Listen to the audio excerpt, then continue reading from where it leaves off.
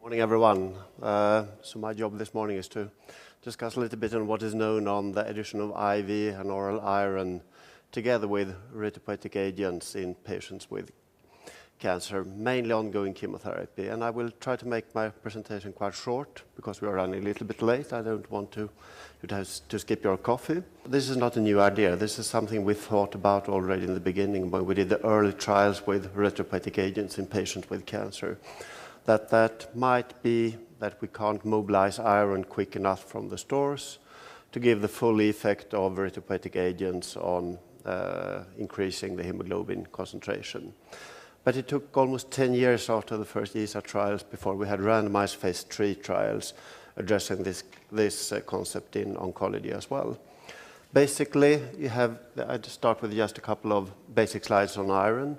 Iron is quite toxic. It causes oxidative stress, free radicals, etc. So we must bind it to something that typically will result in a slow release, slow controlled release of iron from what is typically a carbohydrate ligand for the iron.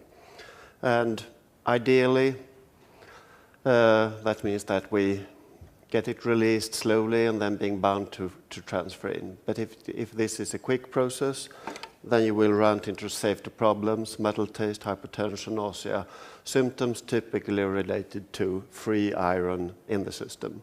So that must be avoided. We have different IV iron preparations, Dextran, sucrose, gluconate, and recently also maltose. From this perspective, when it comes to the release rate, iron Dextran should be the preferred one because you have the slowest rate of release of free iron into the system. On the other hand, with gluconate, which provides a more rapid release, you could run into safety problems. And Mario Ducato touched upon the Stensma trial, where they had more toxicity with a higher dose of gluconate that has been used compared to what has been used before. So this is an important safety aspect. And as he pointed out, this is also the trial where there is no additional benefit in terms of hematopoietic response with the addition of IV iron compared to the control group. So, and this is the last trial then conducted out of totally 6 trials by now. On the other hand, if you look at iron Dextran, it's well known that you have more adverse events with the Dextran compounds, and that is typically related then to anaphylactic hypersensitivity reactions. So most of us don't use the Dextran preparations anymore. We use the gluconate, the sucrose, or more recently, perhaps also the maltose preparation. This is the randomized trial on maltose versus placebo.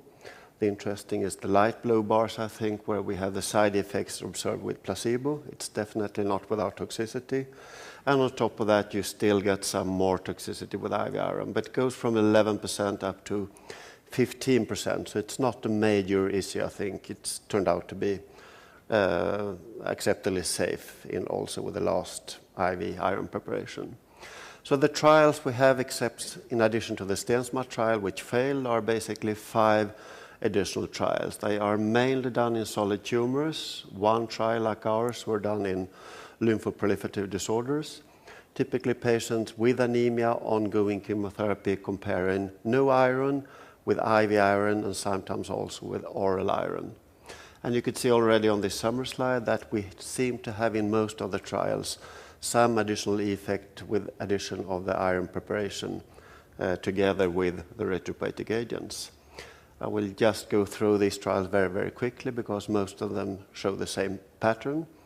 The funny thing is that the older trials show the best effects and the more recent trials like the Stensma one shows the non-significant difference between the treatment groups.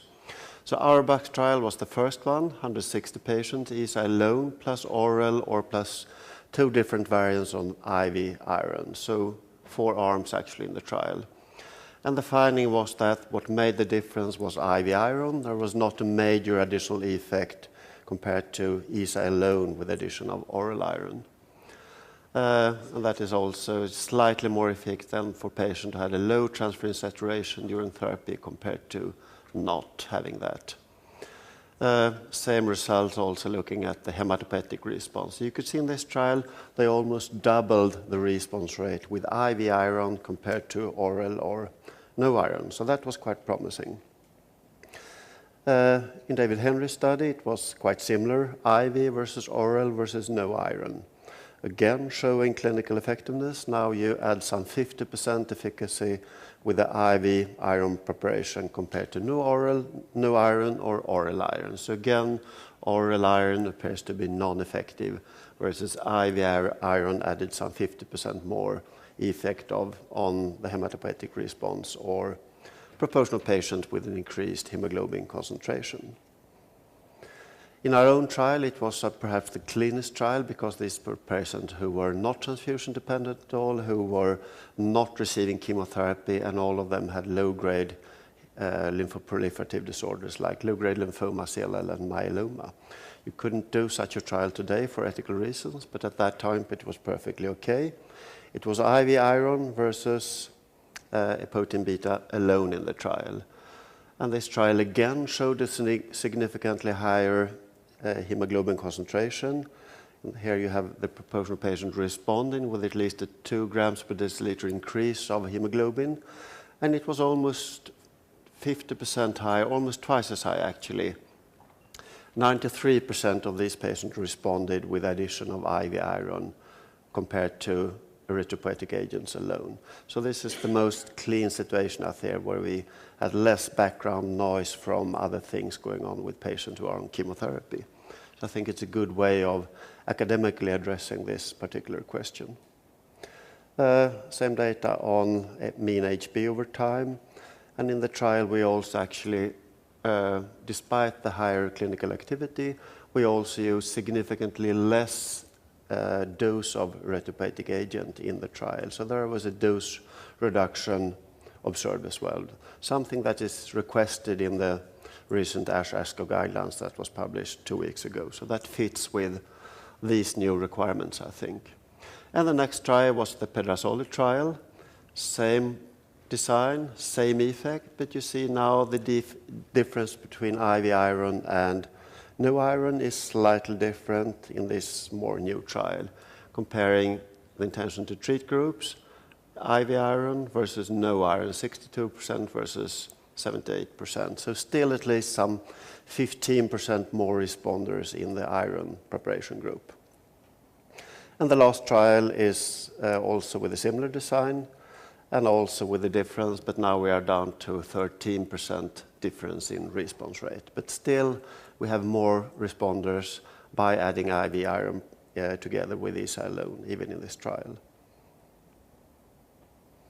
So if we conclude the safety, I think it's reasonable to say from these 5 trials, if you exclude the Stensma trial, where they had infusional toxicity from IV iron, there were no increased risk of infections, no more cardiovascular events, and there were no difference in risk of tumor progression or no difference in overall survival in the patients in the ESA groups compared to the ESA plus IV iron groups. But those trials they have quite short follow-up, and we need definitely longer follow-up really to conclude that it's perfectly safe for the patients. Since you all know that it's a long discussion that has been on for a very, very long time, whether iron is safe or not safe, if it's a growth factor for patients with tumor. That is sort of a different topic that there is no time to address in this short presentation. And the overall conclusion, I think, are quite clear when it comes to the effectiveness. Strange, the first trial showed the most pronounced effects, despite that they were perfectly designed, proper head-to-head comparison and prospective, sometimes also placebo-controlled and blinded trials. And the latest trial showed the slightest effect. But generally speaking, it seems that we do have an additional effect on hematopoietic response, mean HB change, etc., by adding IV iron, but no effect at all by adding oral iron. And the question if it's evidence now to consider IV iron as standard of care.